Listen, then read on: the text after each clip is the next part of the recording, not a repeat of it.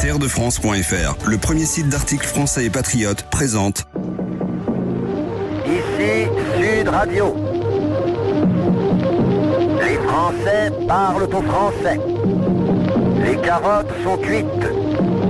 Les carottes sont cuites. Sud Radio Berkov dans tous ses états.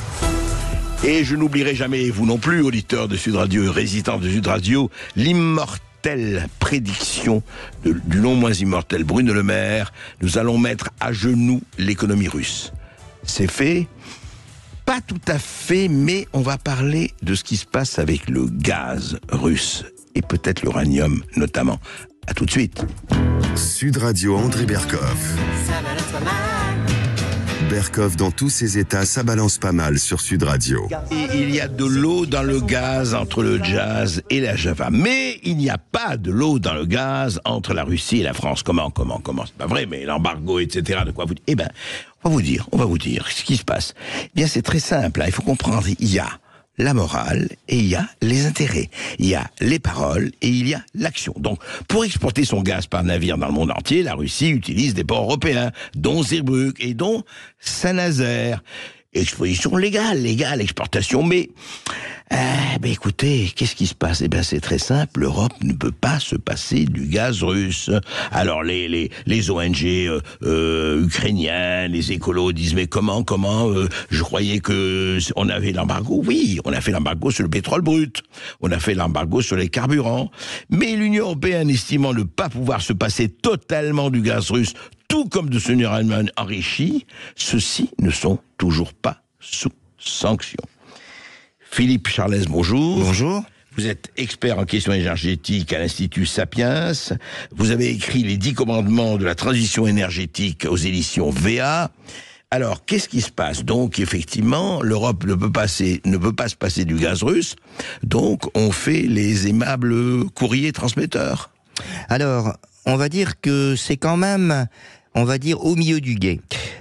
En 2021, nous importions, notre consommation, c'était 40% de gaz russe qui était essentiellement importé par pipe. Il faut rappeler qu'il y a 4 routes gazières. Oui. Si on part de l'ouest vers l'est, on a d'abord le Nord Stream. Alors le Nord Stream, il n'est plus opérationnel puisqu'il a explosé. On ne va pas s'aventurer d'essayer de dire qui, on n'en sait rien.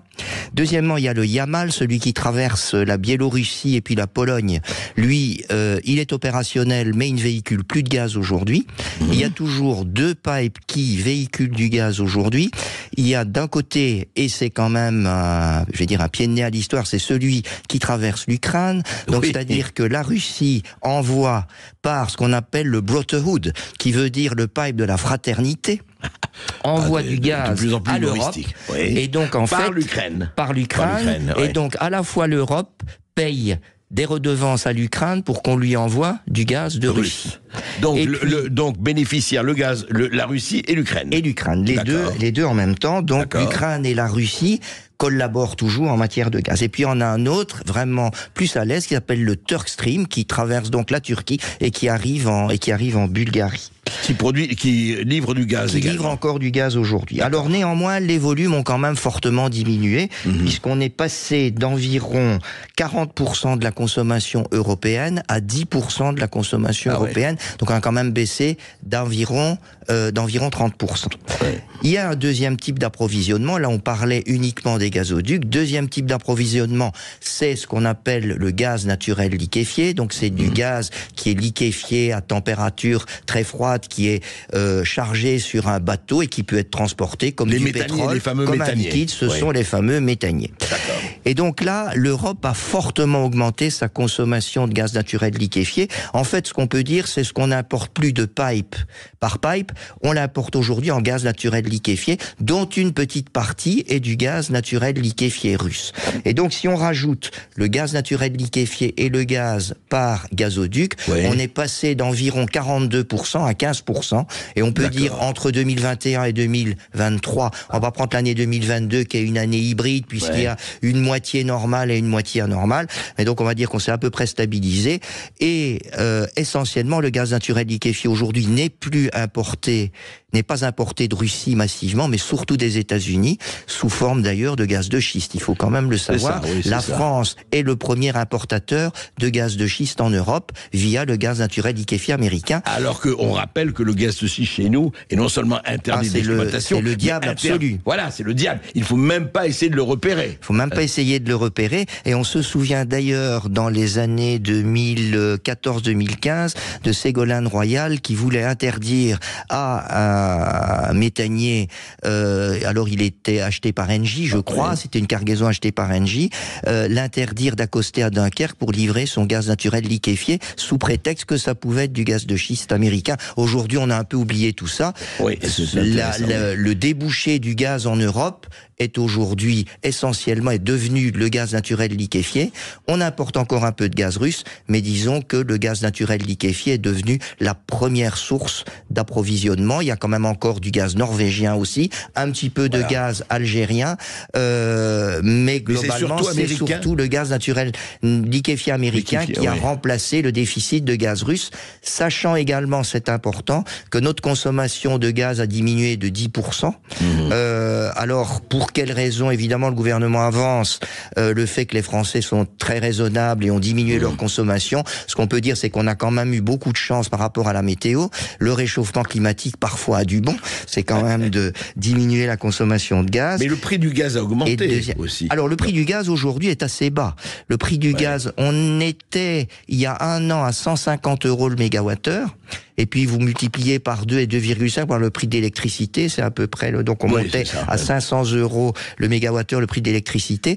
Aujourd'hui, il est à 45 €. Donc il a quand même fortement diminué. Point important, je ne sais pas si vous savez, mais c'est qu'il y a un certain nombre de méthaniers qui sont en mer et qui ne peuvent pas accoster, tout simplement parce que ils ne trouvent pas preneur pour l'instant. Tout simplement parce que nous avons en Europe complètement rempli nos réserves de nos stockages de gaz sont complètement remplis à 100%, 99%. Donc c'est-à-dire que globalement, sauf à avoir un hiver extrêmement rigoureux, on peut quand même rassurer nos auditeurs qu'il n'y aura pas de pénurie de gaz cet hiver et que le gaz devrait rester à un prix, je le pense, assez raisonnable. Donc ça, ce sont plutôt des bonnes nouvelles. Alors justement, Philippe Charlez, aujourd'hui, la Russie, est-ce on peut dire, parce que elle a été quand même sanctionnée, je ne parle pas du pétrole, etc., mais par rapport à ce qu'elle a exporté avant et aujourd'hui, parce qu'elle a remplacé peut-être l'Europe par d'autres pays. Est-ce que les sanctions qui ont été déclarées à la Russie par énormément de gens, par l'OTAN, l'Occident, etc., est-ce qu'on peut s'en faire un bilan définitif? On est loin du compte. Et de la finition de tout cela, est-ce qu'on peut dire que la Russie a été très fortement, ou en fait plus légèrement sanctionnée que prévu? Alors, elle a été sanctionnée, spécialement le transport par gazoduc. Le gazoduc a un point de départ, un point d'arrivée. Si le point d'arrivée, l'acheteur n'achète plus le gaz en arrivée, vous ne pouvez pas l'exporter ailleurs. Et la Russie n'a pas les moyens de remplacer, comme ça en un clic, son gaz par pipe par du gaz naturel liquéfié, parce que ça demande des installations extrêmement lourdes. Donc, ce qu'on va dire, c'est que sur ces marchés gaziers, la Russie a dû fermer énormément de puits, on le sait aujourd'hui, et donc on va dire que ces exportations gazières ont fortement diminué. Ce qui n'est pas le cas pour ces exportations pétrolières. Contrairement au gaz, le pétrole, ça circule très facilement sur tous les océans de la planète, et on sait que le pétrole que l'Europe n'achète plus aujourd'hui à la Russie se sont retrouvés en Chine et en Inde raffinés, revenant d'ailleurs en Europe à des prix plus élevés. Ce côté-là, c'est toujours ce que j'ai dit. Autant l'embargo sur le gaz qu'on n'a pas fait était très utile, autant l'embargo sur le pétrole ne servait absolument à rien ou presque à rien. Surtout que, enfin, il faut le dire, on achète d'abord, on achète du pétrole à l'Azerbaïdjan, qu'a félicité Madame von der Leyen, qui est du pétrole russe, pour une bonne partie, et puis l'Inde, on achète du pétrole indien, raffiné par l'Inde, mais c'est du pétrole russe. On achète également. Du gaz aussi en Azerbaïdjan, celui qui vient par le Turk Stream, qui passe par la Turquie, vient essentiellement, est produit essentiellement en Azerbaïdjan. Mais effectivement, le pétrole, c'est toujours ce qu'on a dit. Le pétrole, ça peut circuler où on veut, et donc on a beau faire des embargos, ça sert pas à grand chose. Même à la grande époque de l'embargo sur l'Iran, on sait que l'Iran, avec des rabais certes, mais pouvait trouver des débouchés sur son pétrole. Sauf si vous n'avez pas de côte. Alors là, c'est plus compliqué. Si vous n'exportez que par oléoduc, à ce moment-là, on revient au problème. Mais dès que vous pouvez exporter par bateau, c'est très facile. Et le pétrole, il faut pas le liquéfier. Il est liquéfié naturellement, donc c'est très facile. Ce qui est quand même hallucinant dans cette histoire, c'est qu'on a fait beaucoup d'effets de manche pour dire voilà, c'est fini, l'embargo, on aide, etc. Et puis on voit que les trous dans la raquette ne sont plus des trous, mais presque des abîmes. Il y a eu quand même passé de 40% à 15%, ça fait même 25% de moins en un an. Mais la Russie a trouvé d'autres débouchés. Elle a trouvé d'autres débouchés pour son pétrole, comme je vous l'ai dit, mais pas nécessairement pour son gaz. D'accord. Eh bien, écoutez, en tout cas, c'est très intéressant de voir effectivement la petite ou grande différence entre ce qu'on dit et ce qu'on fait. Donc, il n'y a pas scandale en la matière. Mais comme vous dites, enfin, nécessité fait loi. C'est bien ça. Absolument. Merci beaucoup. Merci à vous. Ah oui, business is business. On va se retrouver